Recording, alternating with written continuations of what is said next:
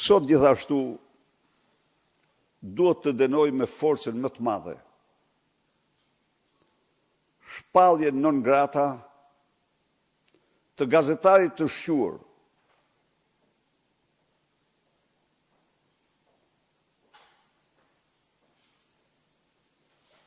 nga Maqedonia e Veriut, Valon Bele.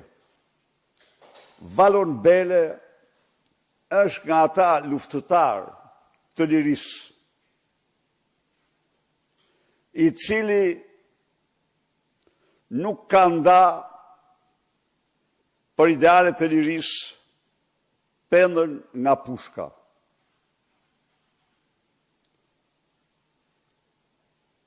Është i gazetar i njohur,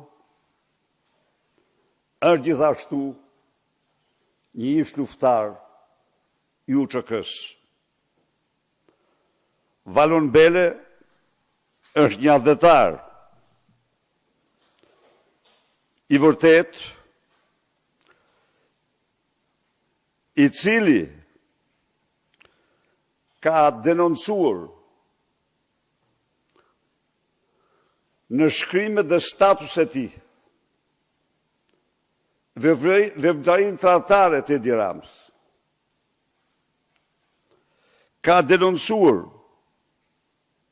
Edi Ramën si argat të Vučićit, si një armik të egër të interesave shqiptarve. Ai këtë veprimtari e ka patur publike.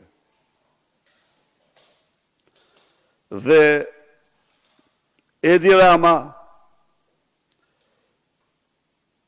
i blokon hyrjen, e shpall non grata një lloj si Aleksandar Vučić e ka shpallur për Serbinë. Edi Rama zbaton në këtë mënyrë një urdhër të turpshëm të padronit të tij. Të shpallësh një gazetar non grata asaj nuk pajtohet me qëndrimet tua antikombëtare.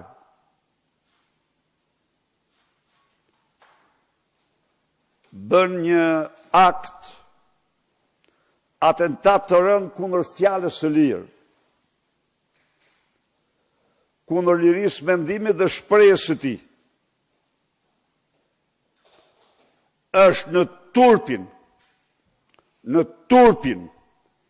e organizatave shqiptare të mbrojtjes së gazetarëve që nuk kanë ende asnjë prononcim.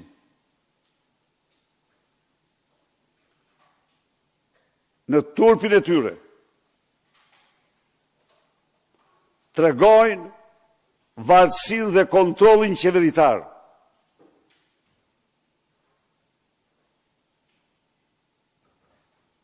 Ai është një gazetar shqiptar nga Maqedonia e Veriut, por dhe Maqedonas po t'ishte, i Kombësisë Maqedonase, dhe i çdo kombësie po t'ishte.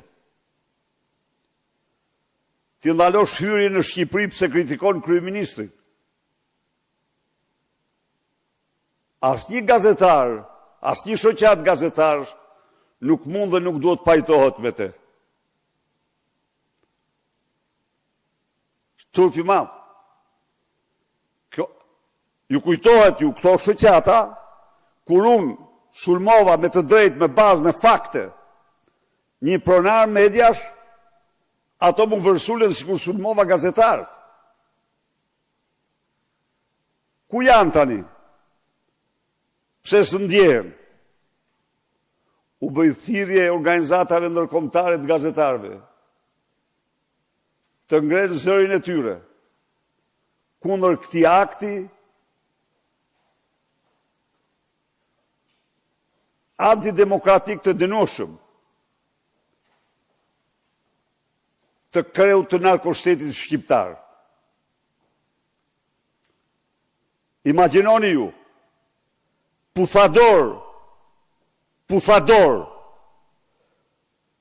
si Buzhala dhe Stanishiqi, apo ai tjetri, zbatojnë porositë e Vučićit në studiot shqiptare hapur në mbrojtjet e Edi Ramës dhe nuk thot kush një fjalë. Kurse Valoni, i cili lufton kundër dy diktatorëve autoritarë të Ballkanit, ai u malohet për të hyrë në Shqipëri. Më thoni pak. Ky është një akt i shëmtuar. Dënoi gjithashtu edhe ndalimin e imamit. I përfajnë se pas ka thënë një fjalë që absolutisht nuk do ta thoshte. Por mendësia e tij nuk mund të jetë kur shkak për të ndaluar hyrjen në një vend ku vrasjet e grave janë më të shumta se të në gjithë Europën të marrë së bashku. Ku vetë Edi Rama është i akuzuar në mënyra të ndryshme për keqtrajtime të grave. Nuk pajtohem me fjalën e tij që gratë duan dajak. Jo.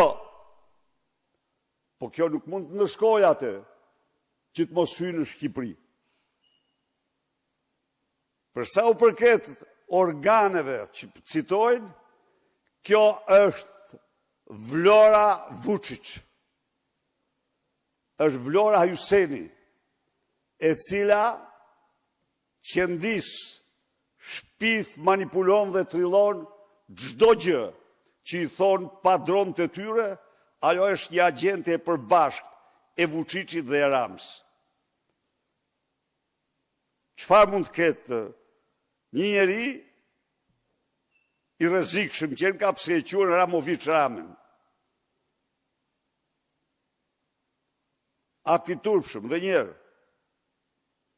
Dënoi me forcën më të madhe këtë qëndrim, por dënoi dhe heshtjen e shoqatave të gazetarëve në Shqipëri, që nuk u bën përshtypje se një koleg i tyre që shkruan për gjemat dhe bëmat e kryeministit vend ndalohet për ty në vend e tyre. I implikon kjo heshtje. Faleminderit.